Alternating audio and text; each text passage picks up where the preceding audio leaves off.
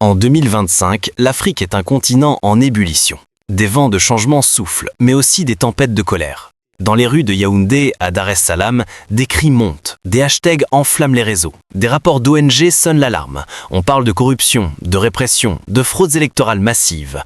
Mais derrière ces mots, il y a des visages, des leaders qui, pour beaucoup, ont transformé l'espoir en haine, des présidents qui, au lieu de servir leur peuple, l'ont piétiné. Aujourd'hui, nous plongeons dans les abysses de la détestation populaire. Pas une liste arbitraire, une radiographie basée sur des sondages, des protestations, des exils forcés et des cris étouffés. Voici le top 10 des présidents africains les plus détestés en 2025. Pas pour le plaisir de critiquer, pour comprendre pourquoi un continent si riche en ressources reste prisonnier de ses chaînes. Et tu vas voir, certains de ces noms ne surprendront pas. D'autres, comme des ombres sorties de l'actualité brûlante, incarnent la trahison ultime. 10. William Ruto, Kenya, le roi des promesses brisées face à la fureur des jeunes.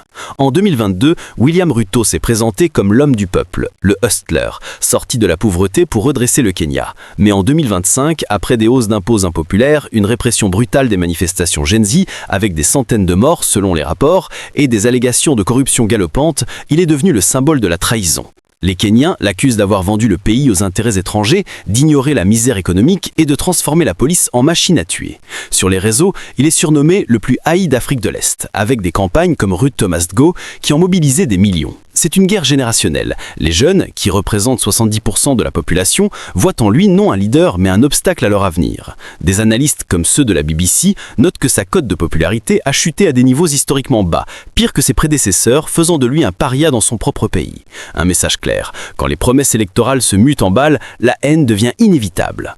Mais si Ruto incarne la déception récente, d'autres ont cultivé la haine sur des décennies. Le suivant est un maître dans la matière. 9. Faustin Archange Touadéra, République centrafricaine, le marionnettiste des milices et de la dépendance étrangère. Au pouvoir depuis 2016 dans un pays déchiré par la guerre civile, Touadéra est accusé d'avoir vendu l'âme de la RCA aux mercenaires russes de Wagner et aux intérêts étrangers tout en ignorant la souffrance de son peuple. En 2025, avec des élections contestées, des pétitions pour le disqualifier et des protestations massives contre son projet de troisième mandat, il est vu comme un opportuniste qui prolonge le chaos pour rester au pouvoir. Les Centrafricains l'accusent de corruption, d'incapacité à stabiliser le pays malgré l'aide internationale et de réprimer les opposants avec une violence inouïe. Des rapports d'ONG comme Human Rights Watch dénoncent des campagnes de désinformation et de haine sponsorisées par l'État.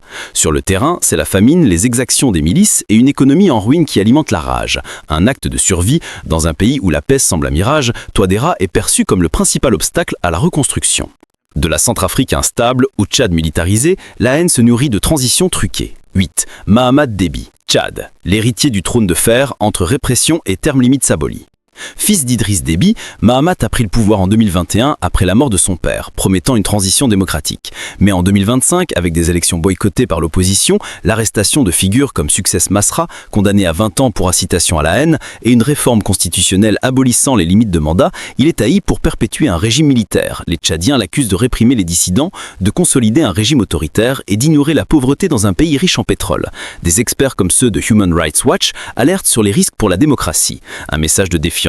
Quand le pouvoir se transmet comme un héritage, la haine devient héréditaire. Mais certains régimes vont plus loin, transformant la répression en art de gouverner. Direction l'Égypte. 7. Abdel Fattah al-Sisi, le nouveau pharaon et sa poigne de fer. Depuis 2014, al-Sisi a imposé un régime autoritaire avec des arrestations massives d'opposants, une censure draconienne et un usage excessif de la force contre les manifestants.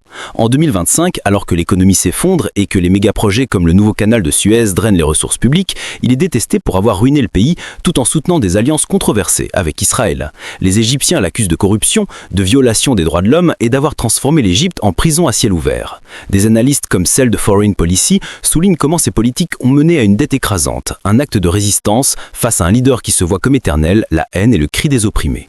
De l'Égypte surpeuplée au Congo-Brazzaville riche en pétrole, la corruption reste le fil rouge. 6. Denis Sassou Nguesso, Congo-Brazzaville, le kleptocrate éternel et ses élections truquées. Au pouvoir depuis 1997, avec des interruptions totalisant 38 ans, Sassou Nguesso est accusé de fraude électorale massive, de pillage de ressources pétrolières et de répression violente. En 2025, alors qu'il prépare une élection risquée en 2026, les opposants dénoncent un processus criminogène et une famille impliquée dans des scandales de corruption. Les Congolais l'haïssent pour avoir maintenu le pays dans la pauvreté malgré les richesses, avec des rapports comme Global Witness révélant des millions détournés. Un message d'avertissement. Quand le pouvoir rime avec pillage, la haine devient une question de survie. Mais il y a pire, des régimes totalitaires où la liberté n'existe plus. Bienvenue en Érythrée. 5. Isaïs Afwerki, le tyran isolé et son service militaire à vie. Dictateur depuis 1993, Afwerki dirige un régime totalitaire avec service militaire forcé indéfini, provoquant des exodes massifs et des violations des droits de l'homme. En 2025, il est à y plan voire isoler le pays, réprimer toute opposition et maintenu une économie en ruine. Les Érythréens en exil le qualifient de tyran le plus haï, avec des accusations de complot et de haine envers son propre peuple. Un acte de désespoir, dans un pays prison, la haine est le seul moyen d'espérer la liberté. De l'Érythrée récluse ou l'Ouganda surmilitarisé, la longévité au pouvoir alimente la rage. 4. Yoweri Museveni, le père de la nation devenu bourreau des opposants. Au pouvoir depuis 1986, Museveni est critiqué pour la répression des opposants comme Bobi Wine, la corruption endémique et les manipulations électorales. En 2025, avec des préparatifs pour 2026 marqués par des arrestations pour haine et des fuites sur la corruption, il est haï pour avoir trahi ses idéaux panafricains et favorisé sa famille. Des rapports comme ceux de Human Rights Watch dénoncent un système qui radicalise l'opposition. Message de réveil, quand un libérateur devient oppresseur, la haine est inévitable. Mais certains régimes défient le temps, comme en Ouganda. 3. Teodoro Obiang Nguema Mabasogo, Guinée équatoriale, le kleptocratie mortel et sa dynastie. Règne depuis 1979, Obiang est symbole de kleptocratie avec des milliards détournés malgré les richesses pétrolières. En 2025, accusé de violence systématique et de préparer une succession dynastique, il est haï pour avoir maintenu la pauvreté extrême. Des enquêtes comme celle d'ICJ révèlent des millions funnelés vers sa famille. Un acte de justice face à un tyran de 46 ans, la haine est un cri pour la fin d'une ère. Et maintenant le duo de tête, des figures qui en 2025 ont cristallisé la fureur continentale par leurs actes récents.